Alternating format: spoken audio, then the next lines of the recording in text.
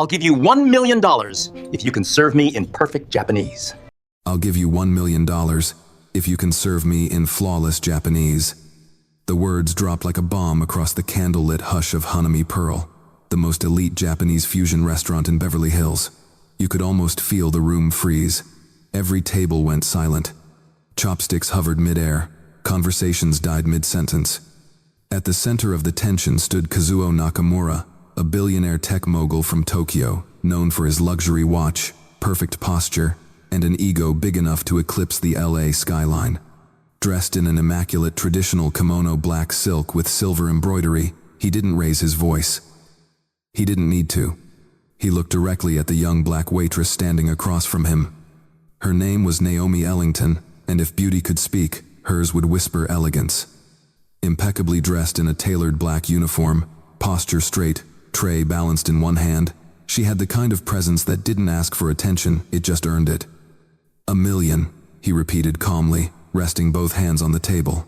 "Wired immediately, no tricks. Just serve us in perfect Japanese. If you fail, you apologize to everyone in this room for wasting their time." Laughter circled the room, uneasy at first, then cruel. Not just from his table investors in tailored suits, but from others. People smirking, whispering, watching. She didn't flinch. She didn't look away, or down. She didn't explain her background or qualifications. She just gave a small, polite smile, the kind that said, "You have no idea what's coming." "Deal," she replied. What no one knew at that moment, not Kazuo, not the investors, not even the head chef watching from behind the bar, was that Naomi's story was far from ordinary. This wasn't just a waitress trying to prove a point. This was a woman carrying an untold history, and a truth too heavy to ignore. This isn't just any underdog story. This is a black story, and you're watching Hidden Worth, where dignity meets power in the most unexpected places. Stick around, because this moment, it's just the beginning. Before Naomi Ellington ever carried a tray, she carried the weight of two cultures in one mind.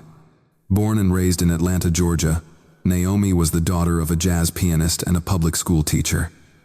Her mother, Lorraine, taught her the value of words. Her father, Marcus, taught her how to listen between the lines.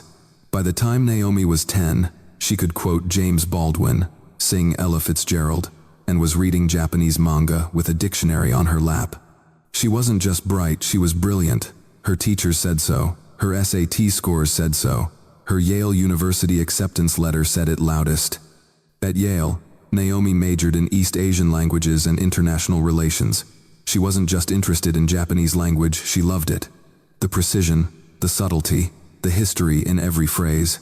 She spent 2 summers studying abroad in Kyoto, immersing herself not only in grammar books but in the culture itself, tea ceremonies, calligraphy, regional dialects, culinary arts.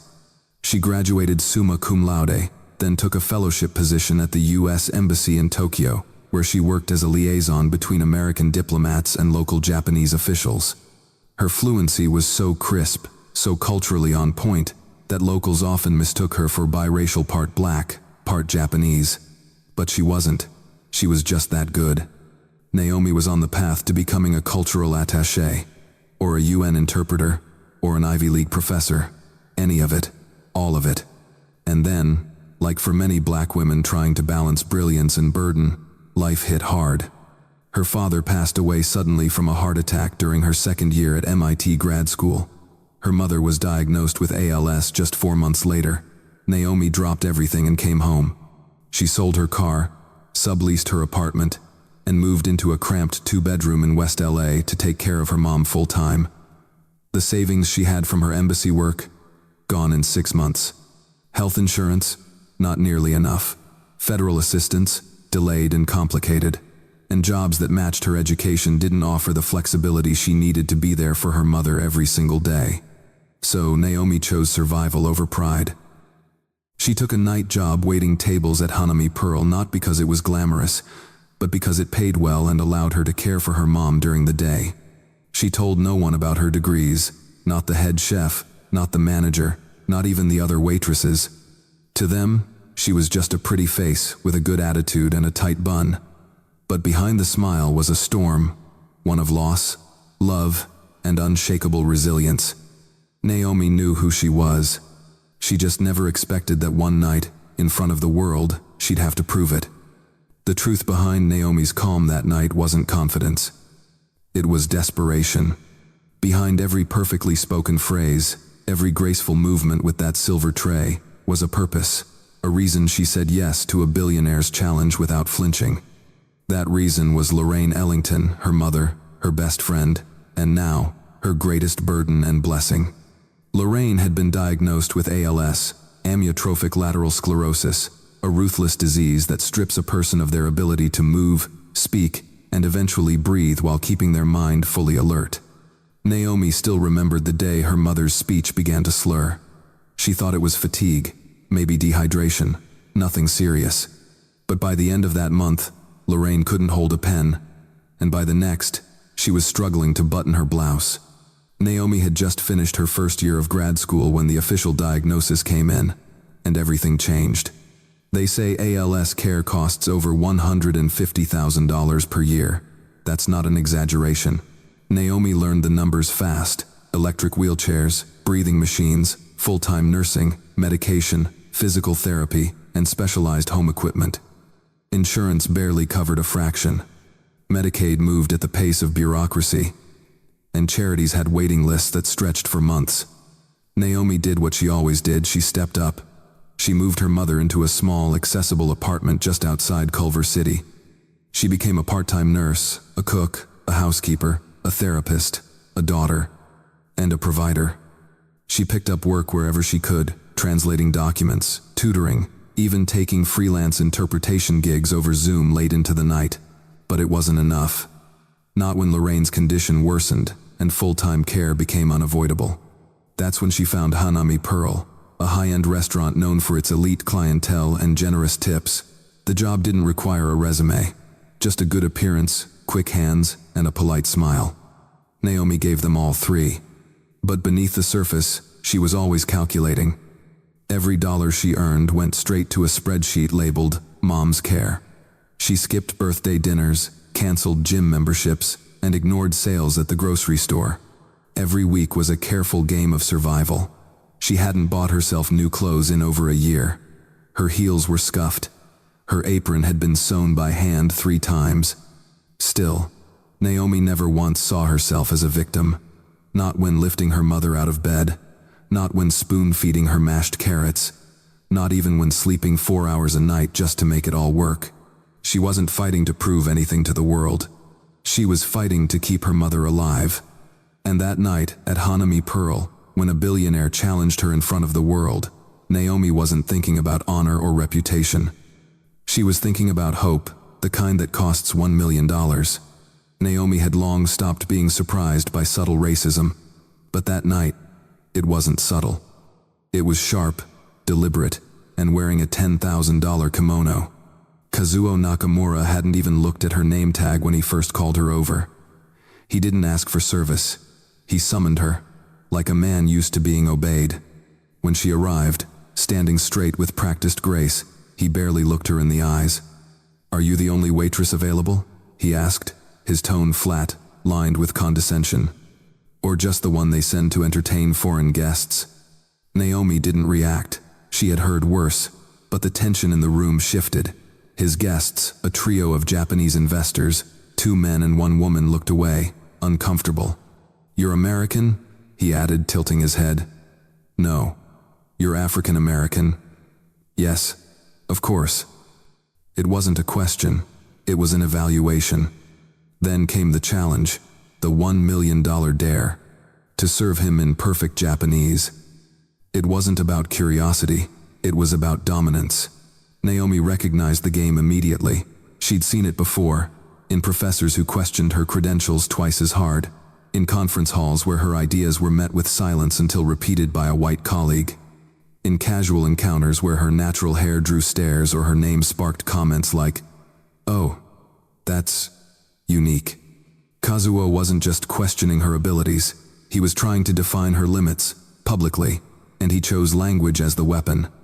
Because, in his mind, a black waitress, no matter how polished, how eloquent, couldn't possibly possess fluency in one of the most complex languages on earth, especially his language. "It's okay if you're nervous," he said with a smirk. "I wouldn't expect someone like you to even know the difference between hiragana and katakana." Naomi smiled politely. What she wanted to say was, "I've taught Japanese phonetics to American diplomats." What she wanted to say was, "I passed the JLPT N1 exam before I turned 20. But she said nothing. Because that night wasn't about proving him wrong with words. It was about showing the world without anger, without theatrics, what quiet power looked like. And still, the whispers started. "She's pretty, but does she really know Japanese? Is this one of those viral setups? I bet she Googled a few phrases." Naomi heard them all, saw the sideways glances, the smirks, the doubt. Because in places like Hanami Pearl, where wealth masquerades as culture and ignorance hides behind tradition, a black woman fluent in Japanese was an anomaly. But Naomi wasn't an anomaly. She was the reality the room wasn't ready for. And she was done asking for permission to exist. The room should have moved on. Someone should have stepped in, a manager, a customer, one of the investors at Kazuo's table. But no one did. Kazuo Nakamura had that effect on people. His money spoke louder than their conscience, and he knew it. With a crooked grin and the stillness of a man who believed every second of attention belonged to him, Kazuo leaned back in his chair and began to toy with the situation like a cat with a cornered mouse. "You know what?" he said, slowly folding his napkin as if preparing for a meal he hadn't earned. "Let's make it interesting." Naomi stood still, tray at her side, eyes locked on his. She didn't move. She didn't blink. "If you can't serve us in Japanese," he continued, "you kneel, right here, in front of everyone." The words dropped like stone. A couple at a nearby table gasped quietly. The investor sitting closest to Kazuo, an older man with silver hair and a sharp suit, shifted uncomfortably in his seat. But Kazuo wasn't done. "And apologize," he added with a smug nod, "for wasting our time. In Japanese, of course. Let's keep things authentic." Naomi remained silent. Her jaw tightened, but her hands didn't shake. She stared back at him like someone who had stared down storms before and survived. "And to be clear," he said, holding up one finger, "not just a few words. I want fluency. I want tone, dialect, regional vocabulary. We're talking Tokyo-level business formality. None of that tourist stuff. Understood?" She gave a slow nod. One of the investors, a woman in a pale gray dress, finally spoke. "Kazuo-san," she said quietly, "this is starting to feel." Kazuo raised a hand and cut her off. "If we're going to invest $100 million in his next venture," he said, gesturing to himself, "these men deserve a show." And she agreed. He turned back to Naomi. "But let's be fair," he said, voice syrupy with sarcasm. "If you succeed, I'll honor the $1 million. No tricks. You'll be wired the funds before midnight. In fact," he turned to one of his assistants, "get my lawyer on standby. Let's draft something." At this point, all of Hanami Pearl was watching. Not just the tables near them. Not just the staff peeking out from the kitchen. The entire room, over 50 guests, had fallen into a hush so deep you could hear the soft jazz track playing through the overhead speakers. Naomi didn't say thank you. She didn't gloat. She just shifted her weight, lifted her chin, and whispered a single word under her breath. "Good." Because now the spotlight was his trap, and she was going to burn it down with brilliance. The silence was heavy, too heavy for a restaurant that charged $300 a plate. Naomi took one slow step forward, placing her tray gently on the edge of the table. Her eyes scanned the faces before her, the investors, frozen in curiosity, the nearby diners, holding their breaths, Kazuo, still smiling with smug anticipation, like he was moments away from watching a building collapse. Then she spoke, not in English, but in Japanese. Fluent, controlled, impeccably formal. The tone of her voice dropped into a respectful rhythm, the kind used only in elite Japanese hospitality. She began with a graceful bow, introducing herself in the Keigo dialect reserved for top-tier clients and guests of honor. Her accent? Not a hint of struggle. Her phrasing? Native-level precise. The woman in the gray dress at the table raised her eyebrows. Naomi didn't stop.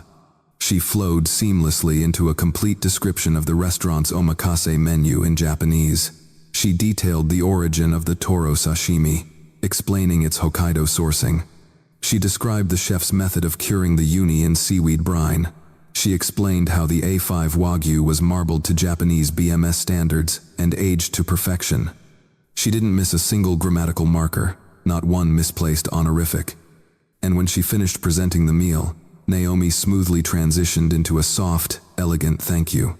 The kind of sign-off a high-end hotel manager might use for a Japanese ambassador. Silence.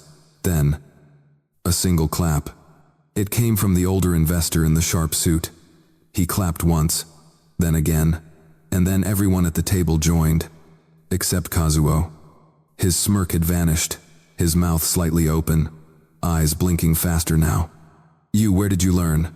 he started, but Naomi cut him off. "I studied at Waseda University for 1 summer, she said in English, her voice as calm as ever. "I completed the JLPT N1 at 19. I was part of the US Embassy's cultural exchange program in Tokyo." She stepped back from the table. "Would you like me to continue in Kansai dialect?" she asked, tilting her head. "Or perhaps standard Tokyo Ben will suffice." One of the other investors stifled a laugh. Kazuo's fingers tapped the table. "You've made your point." But Naomi wasn't done. She looked around the room not with pride, but with quiet clarity. "I didn't do this to impress anyone," she said.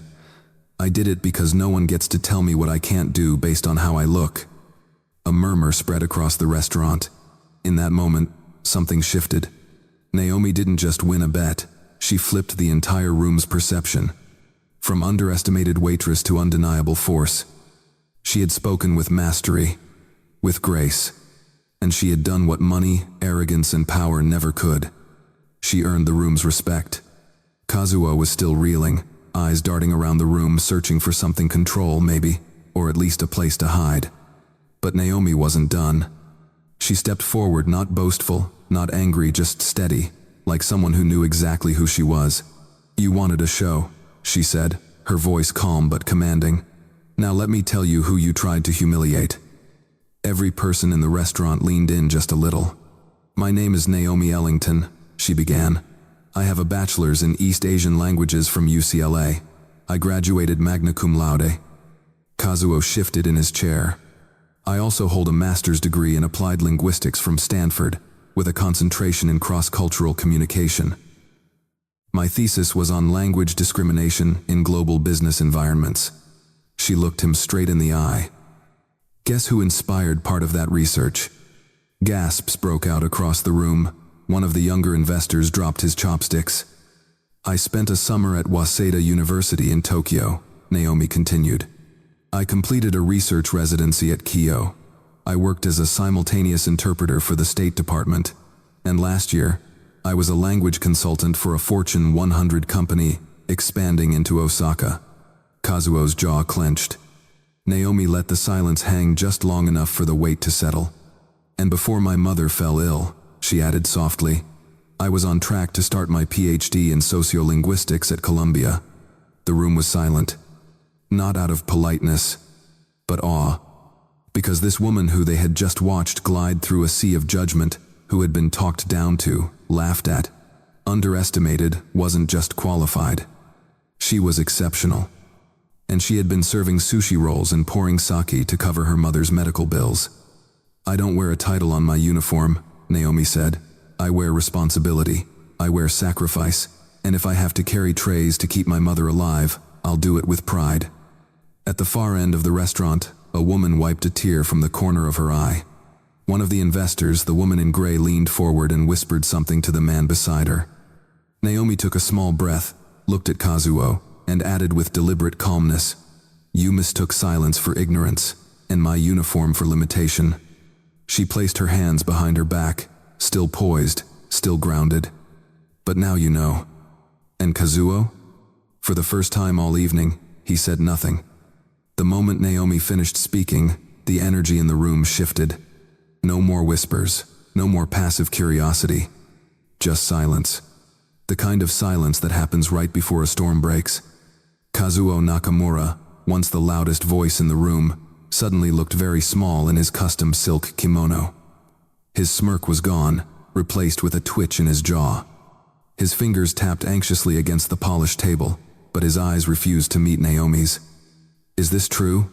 one of the investors finally asked, his voice low but firm. "All of it?"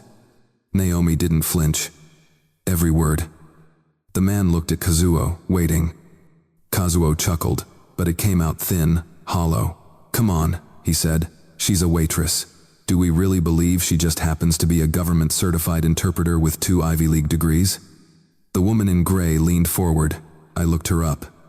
She turned her phone screen to the others at the table. There it was, Naomi Ellington. Articles, conference photos, an academic profile. Even a recorded TEDx talk titled Language, Power, and the Myth of the Accent. Kazuo's face lost its color. "You lied," the older investor said flatly. "No," Naomi replied, eyes still locked on Kazuo. "I just never corrected your assumptions." Kazuo tried to recover. All right, he said, waving his hand. "You made your point, you're impressive. But don't act like this was all noble. You wanted the money. You played the part." Naomi didn't even blink. "And you offered it to me as bait. Not because you respected my skill, because you wanted to watch me fail, because I'm black, because I'm a woman, because you thought you could get away with it." The accusation hung heavy in the air.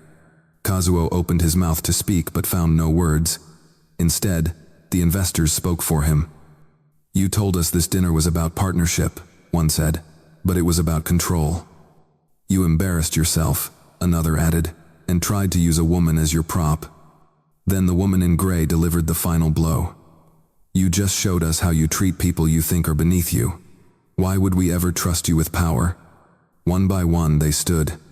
Without a word, they placed their linen napkins on the table and left their untouched meals behind.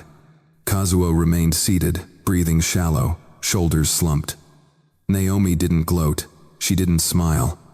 She simply turned to the manager who had been watching from the bar and gave a small nod. "I'm taking my break now," she said calmly. And with that, she walked away, leaving behind a man who had built his empire on intimidation and watched it start to crumble under the weight of his own arrogance. Naomi stepped out the back door of the Hanami Pearl, the night air hitting her skin like a splash of freedom. The soft hum of the city was a welcome contrast to the storm she'd just walked through. She leaned against the brick wall, taking the first real breath she'd had in hours. For a moment, she just stood there, head tilted back, eyes closed, listening to the quiet. Then the door opened again. It was the woman in gray. She stepped out, heels clicking gently against the pavement, holding her purse with one hand and a phone in the other. Naomi straightened instinctively, brushing a crease from her uniform. The woman smiled. "You really were magnificent in there," she said. "Thank you," Naomi replied cautiously. "I wasn't trying to cause a scene."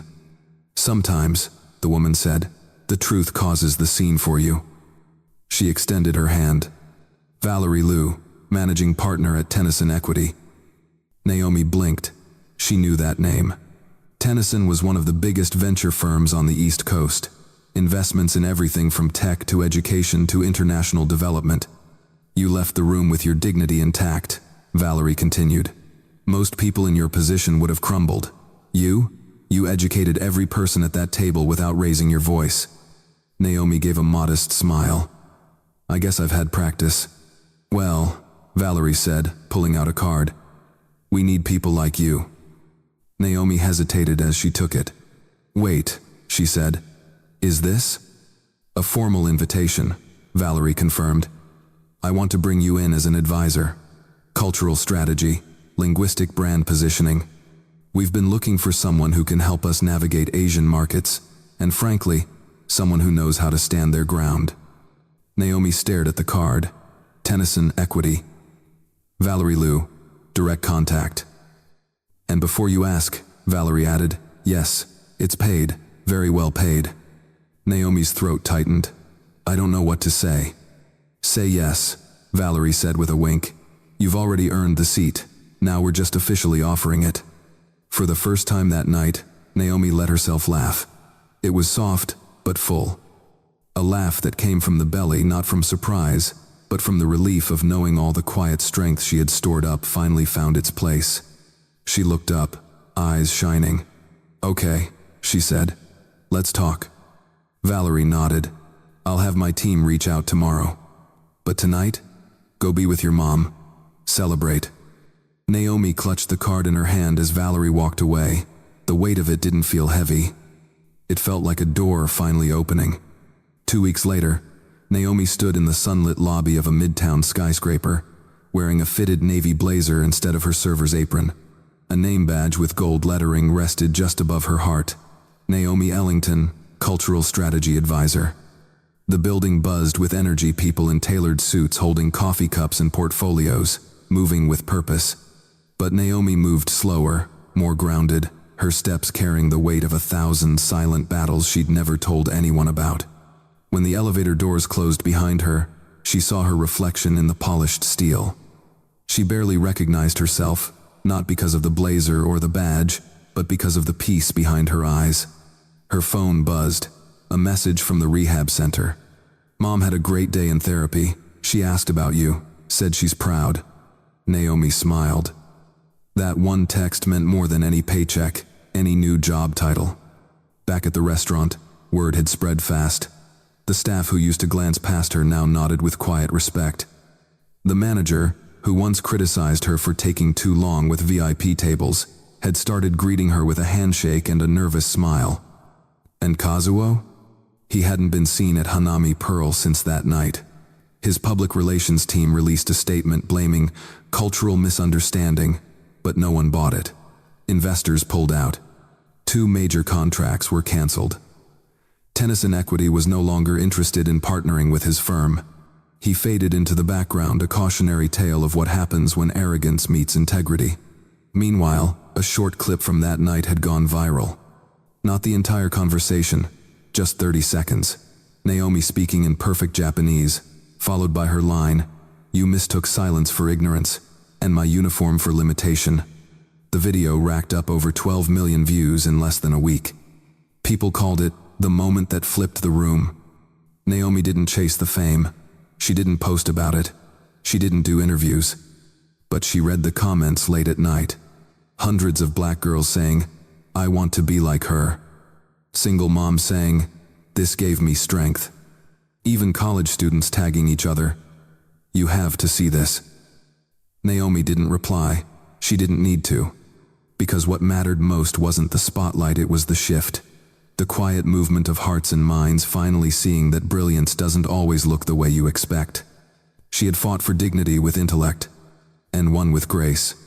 The story of Naomi Ellington is not just about a waitress who stunned a room of billionaires with perfect Japanese. It's not even about humiliation, reversed, or power dynamics flipped. It's about perception, and how easily we confuse appearance with worth. Naomi's journey reminds us that the world often underestimates people not because of their ability, but because of their background, their skin color, their title, or lack of one. She was the same brilliant linguist, the same compassionate daughter, the same disciplined scholar, whether she was wearing a blazer or an apron. But society only respected her once she spoke their language both literally and figuratively. We live in a culture that praises the loud, the flashy, the obviously powerful. But Naomi's power was built in the quiet, in night shifts and caregiving, in unpaid hours of study, in silent resilience when no one was watching. There's a lesson there for all of us. Your value does not decrease just because someone else fails to see it. And dignity? It doesn't require validation. It lives in your decisions, your self-restraint, your refusal to become bitter even when the world gives you every reason to be. Naomi didn't win because she shouted louder or fought dirtier. She won because she stayed rooted in truth. She knew who she was. She let her work speak before her ego ever did. There will always be people like Kazuo, people who use money as a shield and status as a weapon. They build their confidence on how others bow to them. But the moment someone like Naomi stands tall, that false power crumbles. So, whether you're serving tables, caring for someone you love, finishing school late, or just trying to make it through one more tough week, you are building something. Something deep. Something unshakable. And when the moment comes, because it will come, you'll be ready. Ready to speak. Ready to rise. Not for revenge, but for something far more lasting. Respect. So if Naomi's story moved you, remember this. Never let your job title, your bank account, or your current situation define your potential. Because the real measure of who you are, it's how you act when no one believes in you, and how you carry yourself until the moment they have no choice but to. That's the lesson. And that's why here at Hidden Worth, we tell stories like this, black stories, powerful stories, human stories, so no one ever forgets that greatness can come from anywhere, especially from the people no one sees coming. Late one evening, Naomi sat beside her mother's hospital bed, the soft beeping of machines in rhythm with her breathing. Outside, the city lights blinked like a million unanswered questions. But in that room, there was only peace. Her mother, eyes still groggy from treatment, reached for her hand. "You did something today, didn't you?" she whispered. Naomi hesitated. "What do you mean?" "You walked into a storm," her mother said softly, "and came out with your head held high. I don't need the news to know. I can feel it." Naomi didn't respond at first, because there was nothing to prove, nothing to justify, just her mom, seeing her, truly seeing her. And sometimes, that's all we need. Because this world won't always celebrate your rise, it won't always clap for your integrity. But if you're lucky, someone will notice when you choose grace over anger, truth over performance, character over convenience. Naomi didn't set out to win. She set out to survive. And in doing so, she showed us all something bigger, something we so often forget. That strength doesn't always look like dominance. Sometimes it looks like kindness, spoken in the enemy's language. Sometimes it's choosing stillness when your name is being dragged. Sometimes it's smiling not to please, but because you've already made peace with who you are. Naomi's story is not unique because she knew Japanese. It's unforgettable because she held her dignity when she had every reason not to. Because her heart swam upstream, against insult, against power, against the current of judgment, and still beat steady. That's the kind of heart that changes the world. Not all at once, but quietly. One table, one conversation, one moment at a time. If this story touched something in you, if you felt seen, heard, or understood in any small way, you're not alone. That's why Hidden Worth exists, to honor the stories that mainstream media misses, to celebrate the black stories that deserve the light, the everyday miracles of courage, restraint, and silent brilliance. So, if you believe these stories matter, stay with us. Subscribe, because the world doesn't need louder voices. It needs deeper ones. And who knows, the next story we tell might just be yours.